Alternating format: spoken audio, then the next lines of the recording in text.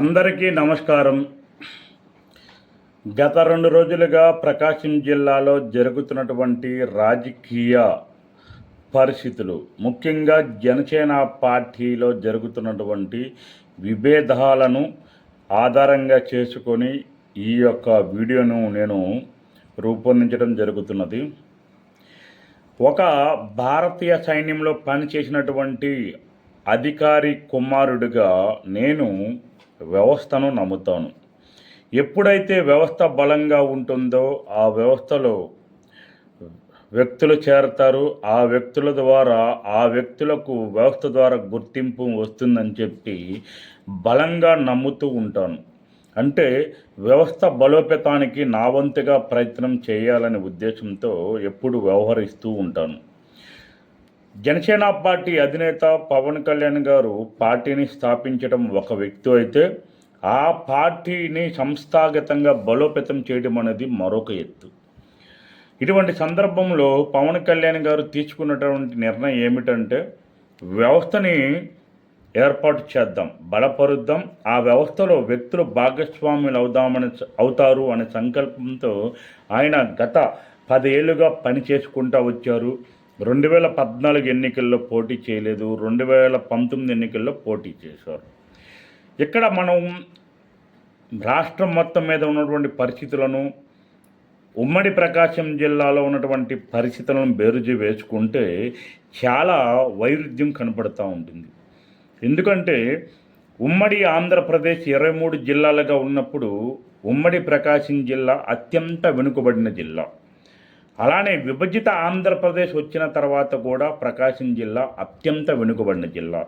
దీనికి కారణం ఏమిటంటే, వివిధ రాజకీయ పార్టీల్లో ఉన్నటువంటి నాయకులు అనేవాళ్ళు బలంగా లేకపోవటం వలన ఉమ్మడి ప్రకాశం జిల్లా శ్రీకాకుళం జిల్లా కన్నా అత్యంత వెనుకబడి ఉందని చెప్పి నేను ఈరోజు కూడా బలంగా నమ్ముతాను.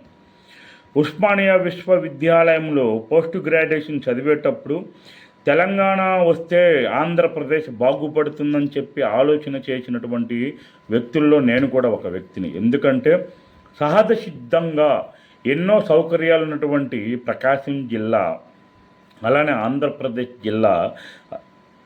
ఆంధ్రప్రదేశ్ రాష్ట్రం అభివృద్ధి చెందాలి అంటే, అక్కడ ఆంధ్రప్రదేశ్ జిల్లా అన్నాను, ఆంధ్రప్రదేశ్ రాష్ట్రం అభివృద్ధి చెందాలి అంటే ఖచ్చితంగా బలమైన రాజకీయ నేపథ్యం ఉండాలి, అలానే ప్రాంతం విడిపోవాలని చెప్పి కోరుకున్న మొదటి వ్యక్తి నేను. అటువంటి ఆంధ్రప్రదేశ్ రాష్ట్రము విడిపోయిన తర్వాత కూడా ఉమ్మడి ప్రకాశం జిల్లా అత్యంత వెనుకబడిన జిల్లా. దానికి కారణం రాజకీయంగా ఉన్నటువంటి నాయకులు సరైన లేని వాళ్ళు కావడం వలన. ఇటువంటి పరిస్థితుల్లో జనసేన పార్టీ ప్రకాశం జిల్లా అనేది 2018 నుంచి బలంగా పురుడు పోసుకుంది. గతంలో ప్రజారాజ్యం పార్టీలో ఉన్న వాళ్ళు అంతా జనసేన పార్టీలోకి రావడం జరిగింది. ఎవరిని చూసినా ప్రజారాజ్యం నుంచి పనిచేస్తున్నాం అంటారు. ప్రజారాజ్యం ఉన్నదే 13 నెలలు. అటువంటి ప్రజారాజ్యంలో మీరు ఏం చేశారు, ఏం బలోపేతం చేశారు? 2014లో జనసేన పార్టీలోకి వచ్చారు. అప్పటి నుంచి మీ నియోజకవర్గాల్లో, అంటే 2014లో జనసేన పార్టీ పోటీ చేయలేదు, కానీ 14 నుంచి 18 వరకు మీరు మీ నియోజకవర్గాల్లో జనసేన పార్టీని ఏం బలోపేతం చేశారు అనేది మీరు స్వతగా ప్రశ్న వేసుకుంటే, మీరు అంటే మొన్న ఉమ్మడి ప్రకాశం జిల్లాలో నిరుత్సాహాన్ని వ్యక్తపరిచినటువంటి కొంతమంది నాయకులకి అవగతమవుతుంది.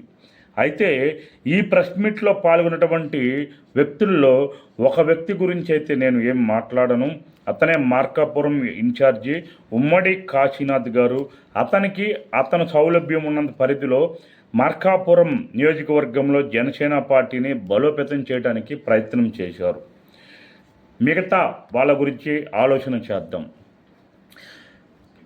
లెగిసిన కాంచి ఏమంటున్నారంటే ప్రెస్ మీట్లో, మన జనసేన పార్టీ అధినేత అంటే వీళ్ళు ప్రెస్ మీట్ పెట్టింది వరదలతో అతుకులతమైనటువంటి ఆంధ్రప్రదేశ్ ప్రజలు, ముఖ్యంగా విజయవాడ పరిసర ప్రాంతాల ప్రజల గురించి, శ్రేయస్సు గురించి ఆలోచన చేస్తూ ఏదైనా కార్యాచరణ చేయబోతున్నారేమో, ప్రెస్ మీట్ పెట్టారేమో అని చెప్పి నేను భావించడం జరిగింది. కానీ వీళ్ళు ప్రెస్ మీట్ పెట్టింది స్వలాభం కొరకు, పార్టీ శ్రేయస్సు గురించి కాదు, ప్రజల శ్రేయస్సు గురించి ఆలోచన చేద్దామనే ఉద్దేశంతో వీళ్ళు ప్రెస్ మీట్ పెట్టలేదు. ఇంకొకటి, వరద ప్రభావిత ప్రాంతాల్లో పవన్ కళ్యాణ్ గారు 400 గ్రామ పంచాయతీలకి, వరద ప్రభావిత ప్రాంతాల్లోనే 400 గ్రామ పంచాయతీలకి ₹1,00,000 చొప్పున సహకారం చేశారనే సంగతి ఈ ప్రెస్ మీట్లో పెట్టినటువంటి కొంతమంది వ్యక్తులకు తెలియక 400 మండలాలు అని చెబుతున్నారు. ఇదొక దారుణం. అంటే వీళ్ళ స్వలాభం కొరకు పార్టీ ఎటువంటి సిద్ధాంతాలని ఫాలో అవుతుంది, ఎటువంటి కార్యాచరణ చేస్తుంది అనే కనీస విచక్షణ జ్ఞానం లేని వ్యక్తులు కూడా ఈరోజు ప్రెస్ మీట్ పెట్టి ఏదేదో మాట్లాడుతున్నారు.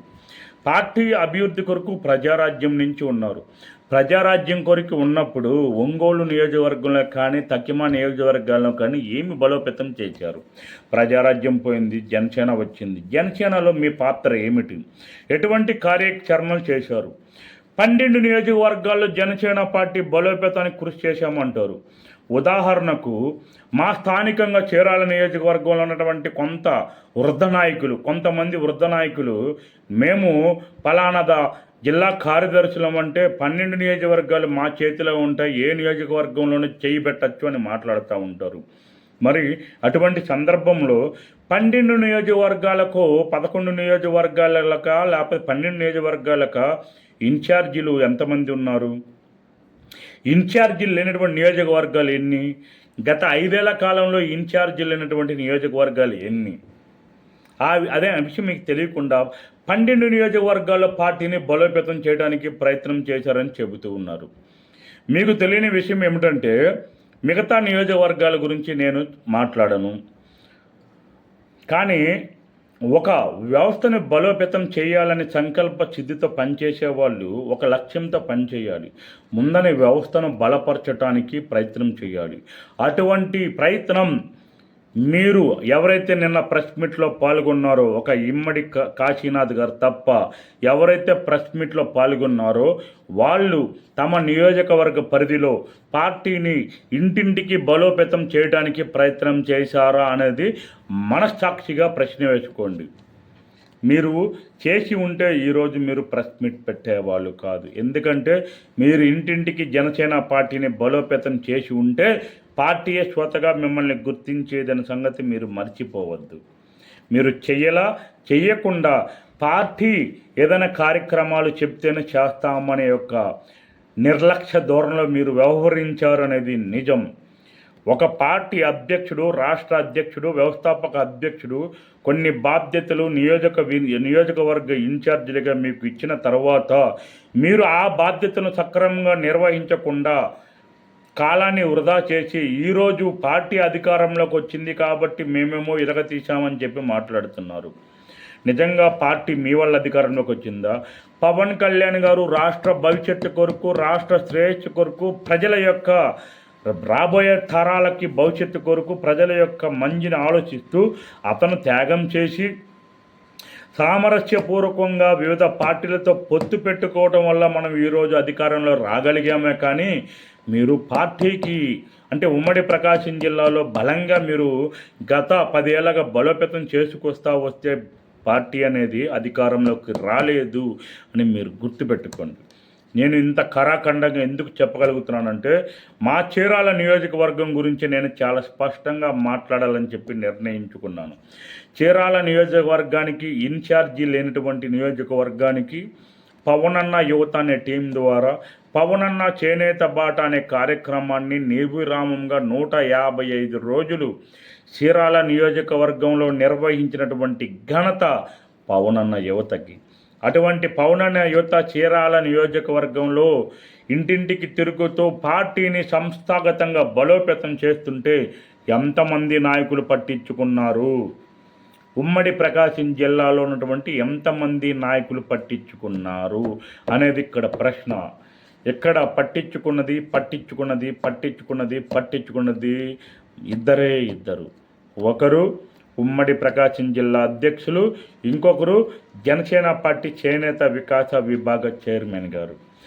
వీళ్ళ ఆధ్వర్యంలో, వీళ్ళ సహకారంతో దాదాపుగా 2.5 సంవత్సరం నుంచి సంస్థాగతంగా జనసేన పార్టీని బలోపేతం చేసుకుంటా వచ్చి 2024 ఎన్నికల్లో పవన్ కళ్యాణ్ గారు నిర్ణయించిన ప్రణాళిక ప్రకారం ఇక్కడ ఉమ్మడి కూటమి అభ్యర్థిగా పోటీ చేసినటువంటి టీడీపీ అభ్యర్థి అయిన మద్దులూరి మాలకొండయ్య గారికి ఈ పవన్ అన్న యువత జనసేన పార్టీ తరపున సహకారం అందించింది.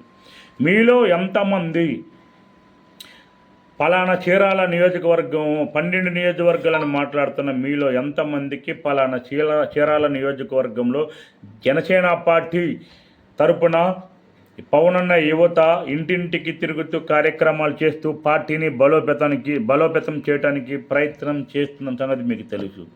నాకు తెలిసి మీకు ఎవ్వరికి తెలియదు.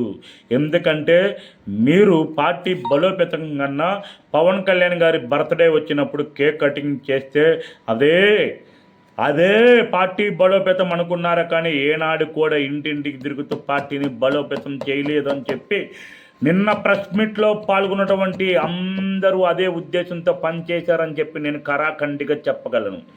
ఎటువంటి ఇన్ఛార్జీలు అనేటువంటి చీరాల నియోజకవర్గంలో కొంతమంది యువత సమూహంగా ఏర్పడి పవన్ అన్న చేనేత బాట అనే కార్యక్రమం, ఇంటింటికి జనసేన అనే కార్యక్రమం చేస్తూ సంస్థాగతంగా పార్టీని బలోపేతం చేయడానికి ప్రయత్నం చేసిందో అదే ప్రయత్నము ఇన్ఛార్జి ముసుగులు ఉన్నటువంటి మీరు ఎందుకు చేయలేకపోయారని ఏ రోజైనా మీరు ఆత్మ విమర్శన చేసుకున్నారా?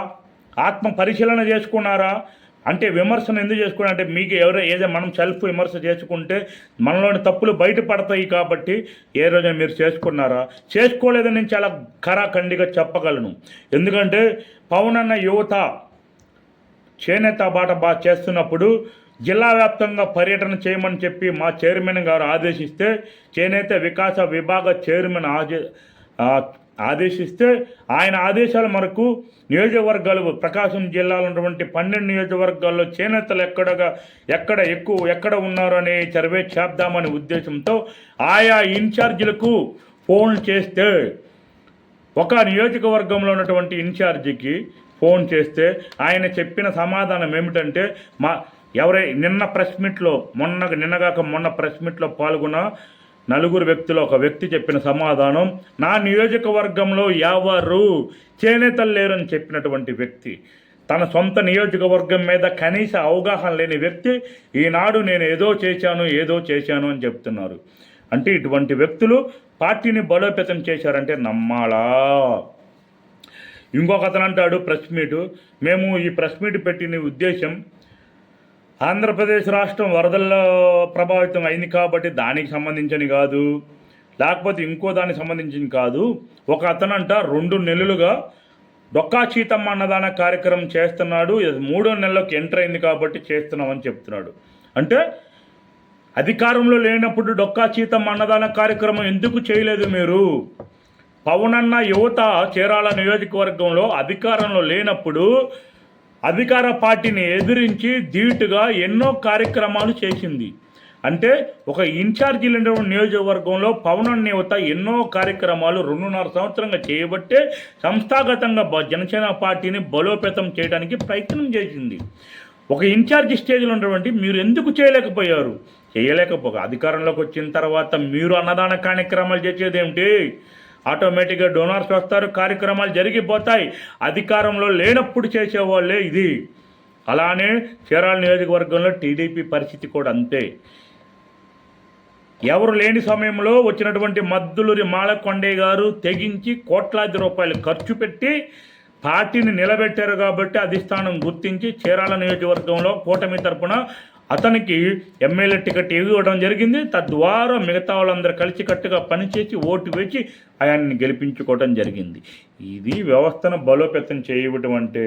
ఆ రోజు మద్దులూరి మాలకొండయ్య గారికి తెలియదు కదా ఏం జరిగిద్దో, కానీ పార్టీని సంస్థాగతంగా బలోపేతం చేయాలని ఒకే ఒక లక్ష్యం. అంటే వ్యవస్థను బలపరుద్దామనే సంకల్ప శుద్ధితో అతను పనిచేశారు. పార్టీ అతను గుర్తించింది, సీట్ ఇచ్చింది. మీరు ఎవరైతే నిన్న ప్రెస్ మీట్లో పాల్గొన్నారో మీరు ఏనాడైనా సరే పార్టీని బలోపేతం చేయడానికి ప్రయత్నం చేసి ఉంటే ఖచ్చితంగా పార్టీ కేంద్ర పార్టీ కార్యాలయం మిమ్మల్ని గుర్తించేది. 2019 ఎన్నికలు చూసుకుందాం. ఉమ్మడి ప్రకాశం జిల్లాలో పోటీ చేసిన అన్ని సీట్లలో అత్యధిక మెజార్టీ వచ్చినటువంటి నియోజకవర్గం ఏందో తెలుసా? అంటే గెలిచింది కాదు, ఓడిపోయిన తర్వాత 3వ స్థానమో 4వ స్థానంలో అత్యధిక మెజార్టీ వచ్చిన జనసేన పార్టీ నియోజకవర్గం ఏంటి తెలుసా? ఒంగోలు నియోజకవర్గం.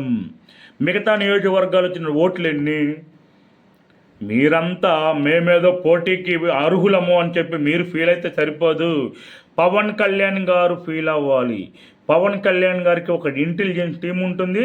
ఆ ఇంటెలిజెన్స్ టీం కార్యాచరణ చేస్తుంది. దాని తగ్గట్టుగా కార్యక్రమాలు ఎలా చేయాలి, అలానే ఎవరికి సీట్ ఇవ్వాలి నిర్ణయించడం జరుగుతుంది. చీరాల నియోజకవర్గం గురించి ఆలోచన చేద్దాం. ఒక వ్యక్తి రకరకాల పార్టీల నుంచి ఒక కుల నాయకుడు అని చెప్పి పార్టీలకు వచ్చిన తర్వాత చీరాల నియోజకవర్గంలో సరిగ్గా పనిచేయకుండా ఆ నియోజకవర్గం ఈ నియోజకవర్గం కావాలని చెప్తూ చీరాల నియోజకవర్గంలో తన తమ్ముడికి సపోర్ట్ చేయండి అని చెప్పి జనసేన క్యాడర్ని బలవంతం చేసి బెదిరించడం జరిగింది.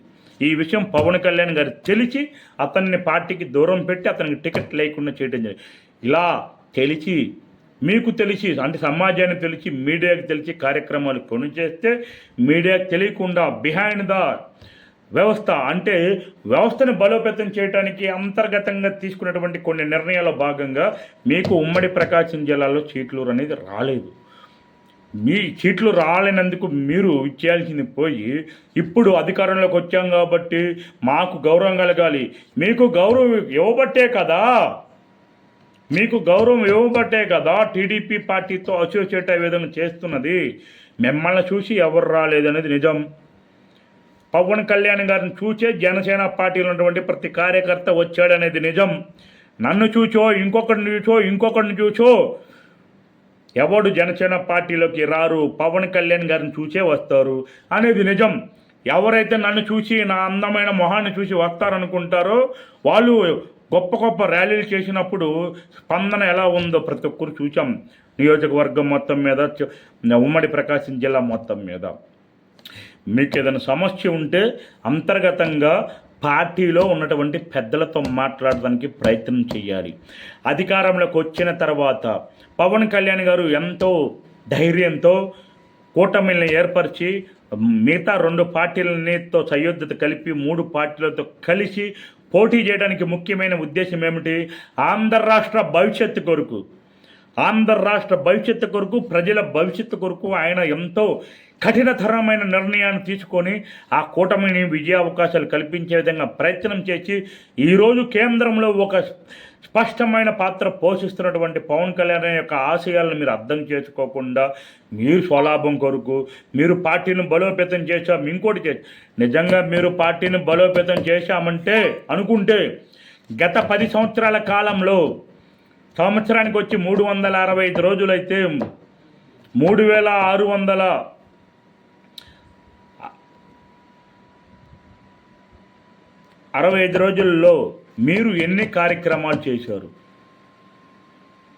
3650 రోజుల్లో మీరు ఎన్ని కార్యక్రమాలు ప్రత్యక్షంగా పార్టీ బలోపేతానికి అంటే జనసేన కేంద్ర పార్టీ ఇచ్చినటువంటి కార్యక్రమాలు కాకుండా స్వతగా మాలాగా మా పవన్ అన్న యువతలాగా చీరాల నియోజకవర్గంలో జనసేన పార్టీని సంస్థాగతంగా బలోపేతం చేయడానికి ఇంటింటికి తిరుగుతూ ఒక పవన్ అన్న చేనేత బాటగా కానీ ఒక ఇంటింటికి జనసేన కానీ గ్రామానికి జనసేన కానీ ఇటువంటి కార్యక్రమాలు మాలాగా మా పవన్ అన్న యువతలాగా చీరాల నియోజకవర్గంలో లాగా మిగతా నియోజకవర్గాల్లో ఎంతమంది చేశారు? ఎవరైతే నిన్న ప్రెస్ మీట్లో పాల్గొన్నారో వాళ్ళందరూ నేను అడుగుతున్నా.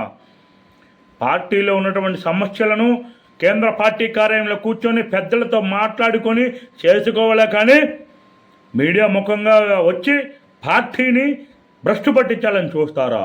నిజమే, ఎవరిని మార్చాలి ఎవరిని మార్చకూడదు అనే నిర్ణయం తీసుకునే అధికారం పవన్ కళ్యాణ్ గారికి ఉన్నది. ఆయనకి చెప్పడానికి మీరెవరు? ఆయనకి ఇంటెలిజెన్స్ టీం లేదా? ఆయనకి తెలియని విషయాలా? మీరు అనుకోవచ్చు కొంతమంది ఆయనకి మాటలు చేరవేస్తారని. ఆయన మీకు తెలియకుండా ఆయన టీం ఒకటి ఎప్పుడు పనిచేస్తూనే ఉంటుంది సంస్థాగతంగా. ఆ విషయాన్ని మీరు మర్చిపోయి ఈరోజు మీరు ఏదో మాట్లాడుతూ మీ యొక్క ఆనందం పొందుతూ ఉన్నారు. మా విషయం వరకే చెప్తున్నా, మా చీరాల నియోజకవర్గం వరకే చెప్తున్నా. మా చీరాల నియోజకవర్గంలో పవన్ అన్న యువత మిగతా నాయకులతో మాకు సంబంధం లేదు. వాళ్ళు ఏ కాటికి డబ్బులు రావాలి, డబ్బులు పుష్కలంగా రావాలి, పార్టీ నుంచి నెలకొచ్చి ఒక 50 లక్షలు రావాలి, వాటిలో మేము కొంచెం అనుభవించాలి, కొంచెం ఖర్చు పెట్టుకొని మిగతా వాళ్ళు ఎవరైనా ఉన్నారో మాకు తెలియదు. కానీ పవన్ అన్న యువత మాకున్నటువంటి ఆర్థిక స్తోమతతో మేము ఖర్చు పెట్టే ఖర్చులో ఒక 30% 40% సేవ్ చేసుకుంటూ చీరాల నియోజకవర్గంలో గత 2.5 సంవత్సరంగా పార్టీ బలోపేతానికి ఇంటింటికి తిరుగుతూ ఒక చేనేత బాట కానీ, ఒక ఇంటింటికి జనసేన కానీ, గ్రామానికి జనసేన కానీ ఎన్నో కార్యక్రమాలు చేస్తూ చీరాల నియోజకవర్గంలో జనసేన పార్టీ యునికిని కాపాడటానికి ప్రయత్నం చేశాం. అది కూడా ఇన్ఛార్జి లేనటువంటి ప్రాంతానికి. 2023లో ఇన్ఛార్జి వచ్చిన తర్వాత అతను ఎటువంటి కార్యాచరణ చేయకపోయినా సరే ఈ పవన్ యువత చీరాల నియోజకవర్గంలో జనసేన పార్టీని లైమ్ లైట్లో ఉంచడానికి ప్రయత్నం చేసింది. అదేవిధంగా కూటమి తరపున పోటీ చేసినటువంటి మా అభ్యర్థి అయినటువంటి మద్దులూరి మాలకొండయ్య గారికి వెన్నుదనగా నిలబడ్డాం. అతని గెలుపు కొరకు అహర్నిశలు కష్టపడ్డాం. అయినా సరే మేము ఈరోజు కూడా పవన్ కళ్యాణ్ గారి ఆదేశాల కొరకు ఎదురు చూస్తూ ఉన్నాం. ఏనాటికైనా జనసేన పార్టీని ఇంకా సంస్థాగతంగా బలోపేతం చేయాలి. ఆంధ్రప్రదేశ్ రాష్ట్ర భవిష్యత్తు కొరకు పవన్ కళ్యాణ్ గారు ఇంకొక 10 ఏళ్ల పాటు కూటమిగా పోటీ చేద్దామంటున్నారు. దాని తగ్గట్టు మనం ఎలా కార్యాచరణ చేయాలి, కూటమిలో ఉన్నటువంటి నాయకులు ఎలా కలుపుకొని పోవాలి అని ఎటువంటి పెద్ద రాజకీయ అనుభవం లేని, అంటే ప్రత్యక్ష రాజకీయ అనుభవం లేనటువంటి మా పవన్ అన్న యువతలను ఎంతోమంది సభ్యులు ప్రయత్నం చేస్తుంటే, మీరు రాజకీయ అనుభవం ఉంది, ప్రజారాజ్యం నుంచి పనిచేశాము అని ఏదో బేరాలు పలుకుతూ ఉన్న మీరు ఇంకా ఎంత పరిణితో వ్యవహరించవలసి ఉంటుంది. ఒక వ్యవస్థ అనగా, ఒక పార్టీ అనగా సమస్యలు లేకుండా ఉంటాయా? చిరంజీవి గారు ఏం చెప్పారు? తప్పుని ఏదైనా చెప్తుంటే చెవులో చెప్పమన్నారు, మంచిని బహిర్గతంగా చెప్పమన్నారు. ప్రజారాజ్యం నుంచి వచ్చిన వాళ్ళైతే మీరు ఈ విధానాన్ని ఎందుకు ఫాలో కాలేదు? మీ అందరికీ నా పార్టీలు ఉన్నటువంటి సెకండ్ థర్డ్ నాయకత్వంతో కలిసి అవకాశం ఉన్నా సరే మీరు అక్కడ కాకుండా మీడియా ముఖంగా వచ్చారంటే మీలో దుర్బుద్ధి కలుగుతుంది. ఇన్ఛార్జిని మార్చాలా, ప్రకాశం జిల్లాలో బలోపేతాన్ని చేయడానికి పార్టీ నిర్ణయం తీసుకోవాలా అనేది పవన్ కళ్యాణ్ గారి వ్యక్తిగతం. పవన్ కళ్యాణ్ గారు చూసుకుంటారు. ఆయన్ని దిశానిర్దేశం మీరు చేస్తున్నారంటే మీరు వేరే వాళ్ళ ట్రాప్లో పడి పార్టీని నాశనం చేయడానికి కంకణం కట్టుకున్నారని చాలా స్పష్టంగా అర్థమవుతుంది. మీ మొహాలు మీ నియోజకవర్గంలో ఎవరికైనా తెలుసా? ఏ రోజైనా మీడియా ముఖంగా వచ్చి ఇది చేశారా? మీడియా ముఖంగా అంటే టీవీలో లైవ్లో కూర్చొని కాదు, ప్రత్యక్షంగా వచ్చి ఆ స్థానికంగా ఉన్నటువంటి ప్రతిపక్ష అప్పుడే అధికారంలో ఉన్నటువంటి నాయకులతో పోరాటం చేశారా? చెయ్యకపోగా ఈనాడు మేమేదో చేశాం, ప్రజారాజ్యం నుంచి ఉన్నామని మీరు మాట్లాడుతున్నారంటే మీరు మీ ఇప్పటికి కూడా మీ స్వలాభం గురించి ఆలోచిస్తున్నారు. కానీ ప్రకాశం జిల్లాను ఎలా అభివృద్ధి చేద్దామని ఆలోచన మీకు లేదు. మా నియోజకవర్గాన్ని వదిలేండి, మా నియోజకవర్గానికి ఇన్ఛార్జ్ లేదు. మా నియోజకవర్గానికి ఇన్ఛార్జ్ అంటే ఉన్నదంటే పవన్ అన్న యువతే మా చీరాల నియోజకవర్గానికి అని చాలా బలంగా చెప్పగలుగుతాం. కారణం ఏమిటంటే ఆంధ్రప్రదేశ్ రాష్ట్రంలో ఇన్ఛార్జి లేకుండా ఇంత బలంగా కార్యక్రమాలు ఎవరైనా చేశారంటే చీరాల నియోజకవర్గంలో పవన్ అన్న యువత చేసిందని చెప్పి చాలా స్పష్టంగా చెప్పగలం. అయినా ఈరోజు కూడా కనీస గుర్తింపుకు కూడా మేము నోచుకోవటం లేదు. కారణం పవన్ కళ్యాణ్ గారి కొరకు, ఆంధ్రప్రదేశ్ రాష్ట్ర భవిష్యత్తు కొరకు, ప్రజల శ్రేయస్సు కొరకు. ఇంకా పెద్ద వయసు ఉన్నటువంటి మీరు ఎంత పరిణితో ఆలోచించాలి. ఆలోచన చేయకుండా అది కావాలి ఇది కావాలి అని గొంతెమ్మ కోరికలు కోరుతున్నారు. మీకేం కావాలో పార్టీకి నిర్దేశించుకోనని చెప్పి పవన్ కళ్యాణ్ గారు ఏనాడో చెప్పారు. ఆ ప్రయత్నం చేయకుండా ఇక్కడికి వచ్చి మీడియా ముఖంగా పెట్టి ఏదో జరిగిపోయిందంటే, ఒక రాష్ట్ర అధ్యక్షుడిగా, ఒక వ్యవస్థాపక అధ్యక్షుడిగా ఆయన జిల్లాలకి అధ్యక్షులు నియమిస్తారు. జిల్లా అధ్యక్షుల కనీస బాధ్యత నియోజకవర్గాలకి ఇన్ఛార్జీలు నియమించి అక్కడ పార్టీని బలోపేతం చేయడం. నియోజకవర్గ ఇన్ఛార్జీల కనీస బాధ్యత తన నియోజకవర్గ పరిధిలో పార్టీని బలోపేతం చేయటం, ఇటువంటి కనీస ప్రయత్నము నిన్న ఒంగోలులో కానీ మరొక చోట ఎక్కడో ప్రెస్ మీట్లో పాల్గొన్న ఒక ఉమ్మడి కాశీనాథ్ గారు తప్ప ఎవరు చేయలేదని చెప్పి చాలా బలంగా నేను చెప్పగలను.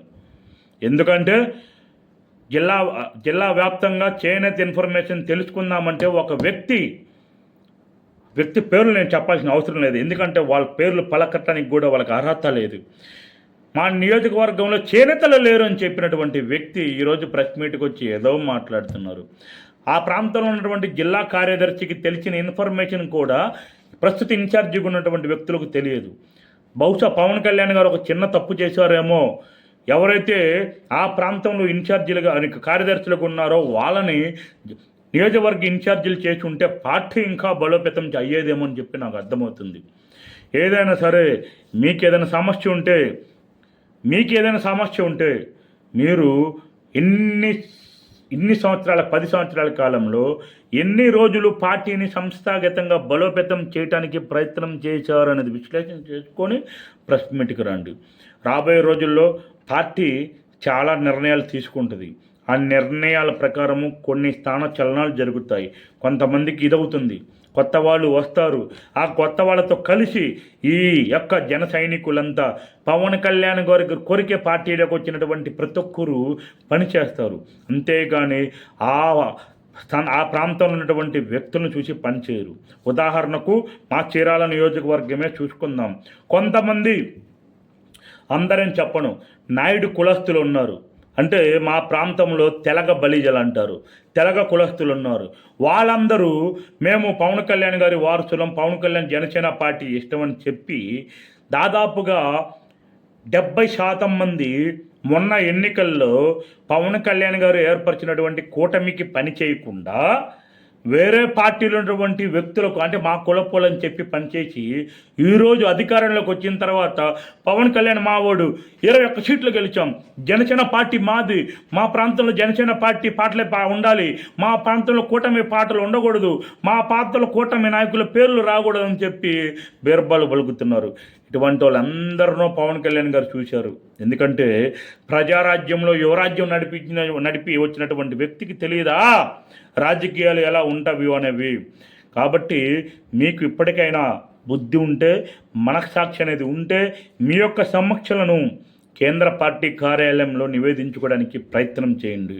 అలానే నేను పార్టీ అధిష్టానం బలంగా కోరుతున్నా, ఇటువంటి విచక్షణత కోల్పోయి మన పార్టీ మీద పబ్లిక్ మీడియా ప్లాట్ఫామ్గా రుబాసలాడుతున్నటువంటి ఇటువంటి వ్యక్తులకు రాబోయే కాలంలో ఇటువంటి ప్రెస్ మీట్లు పెట్టకుండా కఠినమైన చర్యలు తీసుకోవాల్సిందిగా కోరుతున్నాను. ఒక వ్యవస్థనగా చాలామంది ఉంటారు, తప్పిదాలు జరుగుతూ ఉంటాయి, అవి సరి చేసుకుంటూ ముందరకు వెళుతూ ఉంటారు. టోటల్గా ఉమ్మడి ప్రకాశం జిల్లాలో 12 నియోజకవర్గాల్లో చీరాల నియోజకవర్గానికి ఇన్ఛార్జి లేడు. అయినా సరే పవనన్న యువత ఎంతో అంతఃకరణ శుద్ధితో, తిక్కరణ శుద్ధితో పనిచేసింది. అలానే 2019 ఎన్నికల్లో అత్యధిక మెజారిటీ వచ్చింది ఒంగోలు నియోజకవర్గం మాత్రమని మీరందరూ గుర్తుపెట్టుకోండి. కాబట్టి పవన్ కళ్యాణ్ గారు 2019 ఎన్నికలను బేరీజు వేసుకొని కూటమిలో తరపున 21 సీట్లో పోటీ చేసి ఆంధ్రప్రదేశ్ రాష్ట్ర భవిష్యత్తు కొరకు మంచి నిర్ణయం తీసుకున్నారు. మనం కూడా ఆ నిర్ణయంలో భాగస్వాములు అవుదాం. ఆయన చెప్పిన దాని ప్రకారం 10 ఏళ్ల పాటు ఈ కూటమి నడవాలంటున్నారు. కాబట్టి మనం కూడా అదే ఆలోచనతో వ్యక్తిగత స్వార్థాలను వదిలేసి, అంటే రాష్ట్ర భవిష్యత్తు కొరకు ఒక తరం త్యాగం చేయాలంటే పవన్ కళ్యాణ్ గారు చెప్పారు, త్యాగం చేద్దాం. స్థానికంగా ఉన్నటువంటి కూటమి నాయకులతో మమైకమయ్యి రాష్ట్ర అభివృద్ధిలో భాగస్వాములు అవుదాం. అలానే స్థానిక నియోజకవర్గాల్లో భాగస్వాములు అవుదాం. మరొకసారి ఎవరైతే నిన్న ఒంగోలులో ప్రెస్ మీట్ పెట్టారో ఒక ఇమ్మడి కాశీనాథ్ గారు తప్ప మిగతా వాళ్ళందరికీ ఏం చెప్తున్నానంటే, మీరు మీ నియోజకవర్గ పరిధిలో ఈ 10 సంవత్సరాల కాలంలో ఎన్ని రోజులు ప్రత్యక్షంగా పార్టీ నిర్దేశించిన కార్యక్రమాలు కాకుండా స్వతగా మీరు ఎన్ని కార్యక్రమాలు చేశారనేది ఆత్మ పరిశీలన చేసుకొని ఆ తర్వాత వీడియో ముఖంగా రండి.